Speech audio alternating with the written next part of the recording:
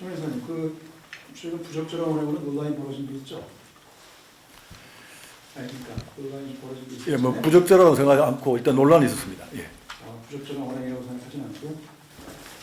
자, 제가 총영사의 지금 논란이 됐던 언행을 보면 총영사가 대한민국 정부를 대표하는 외무 공무원인지 아니면 정치인이나 유튜버인지 분가해지면 안 돼요.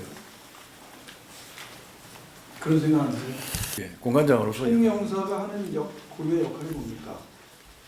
예, 총영사가 하는 고유의 역할. 예, 동포사회 그렇죠. 지원과 협력입니다. 그러니까 총영사는 파견국인 대한민국의 경제적 이익과 자국민의 이익을 보호하기 위해 타결된 최상급의 영사를 말합니다. 맞죠? 네, 그렇습니다. 그런데 총영사는 지금 총영사께서 지금 그런 고유의 역할을 넘어서 과도한 정치적 언어를 막 이렇게 좀 무리하게 표출하면서 무리를 일으키고 있어요. 대표적으로 이제 지난 광복절 기념식 때 굉장히 거친 발언을 했어요. 저도 이제 정치인입니다만 굉장히 공무원으로서 부적절한 정치 중립성 위반의 소지가 있는 극단적인 정치 편향 발언들을 이렇게 하면서 이 한인 사회의 화합과 광복절 우리 동포들에 대한 자긍심 이런 부분을 훼손시켰다는 생각을 하고 있어요. 그리고 또 공식 기념식에 대통령 출사 대통령 왜 승명합니까? 글로벌 중추국가의 외교 역량에서 대통령께서 너무나 그 글로벌 측면에서 앞서 나가십니다. 그래서 대통령께서 총영사가 대통령 그 스피치를 대독하라 지시를 제가 받은 적이 없고요. 그 다음에 대통령께서도 그 공관장은 지역의 상황을 제일 잘 알기 때문에 그런 스피치까지 우리가 지금 뭐 군사정권도 아니고 말이죠. 예. 지난 3.1절 때도 축사 대도 안 하셨어요? 예, 저는 스피치를 늘 제가 씁니다. 외교부나 그 다음에 지금 각 해외 국가를 쭉 체크를 하고 있습니다만 대사나 총영사가 축사 대독을 안 하는 건 지금 유일한 것 같아요. 그것도 소식입니까? 예, 특별한 문제는 없었고요. 작년 광복절 때는 아무 게 없었고 사실 이번 광복절도 뉴욕은 갈라진 것도 없고 중간에 나간 것도 없고 잘 끝났습니다. 다만 이종찬 회장의 발언이 제가 좀 부적절해서 의견을 표현한 것뿐입니다. 네. 그런 정치 편향적 발언들에 대해서 구체적으로 뭐가 정치적 편향이라고 말씀하시는 거예요? 잠깐만요. 네. 자, 나는 특임이니 일반 외무 공무원하고는 처럼 눈치 보지 않는다.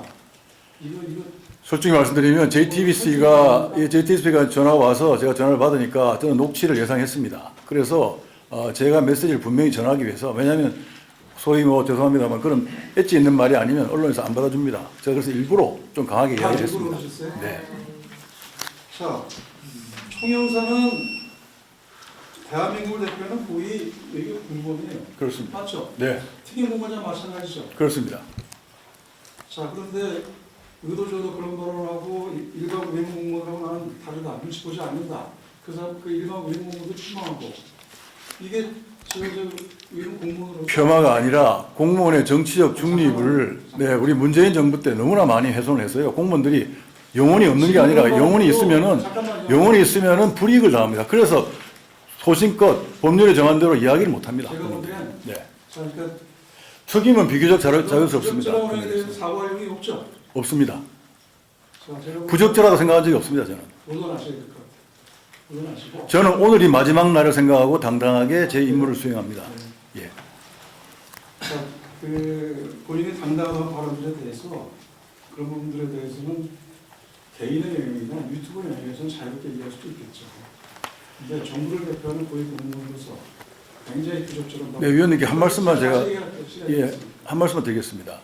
제가 부적절하다는 측면에 대해서 말씀하시는데 공무원은 헌법 제7조 1항에 국민 전체 봉사자고 국민에게 책임을 진다고 되어 있습니다. 저는 우리 정부가 우리 대한민국 대통령이 그렇게 그 말도 안 되는 그런 모욕을 당하고 우리 정부가 그렇게 폄하를 당하고 광복절 행사를 별도로 해서 저는 광복회에서 공직생활 시작했습니다. 제가 국가보훈처 출신입니다. 그 당시 여의도에 광복회관에서 얘기를 했습니다.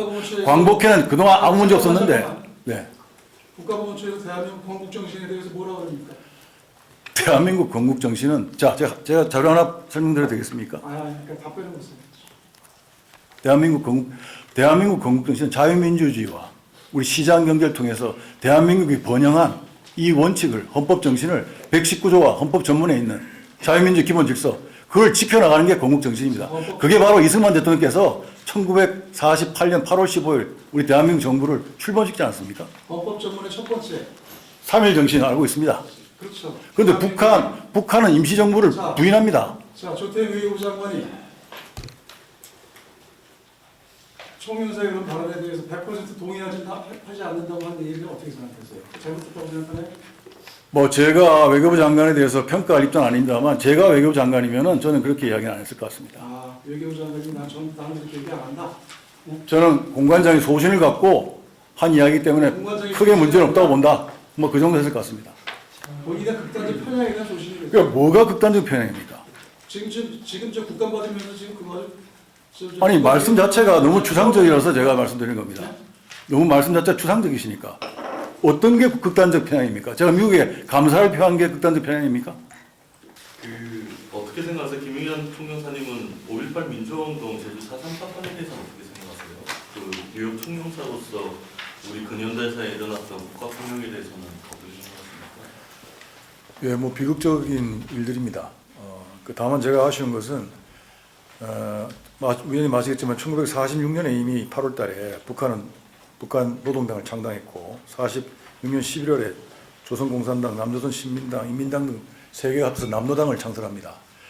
그 당시가 군정 정국인데 우리 그 당시 대한민국 전이죠. 군정 당시에 이미 남한은 좌익들에 의해서 거의 사실은 압도적인 이제 이 공산주의 사회주의 세력이었고. 그럼 제수 4.3 사건에 대해서도 부정하시나요? 예, 제가 말씀드리고 싶은 건 비극인데 다만 물론 무고한 양민들이 이렇게 뭐 학살이라는 표현이 뭐 적합할지 모르겠습니다만 뭐 그것도 사실이지만 우리 국군과 경찰 그 가족들이 어마어마하게 많이 죽었습니다.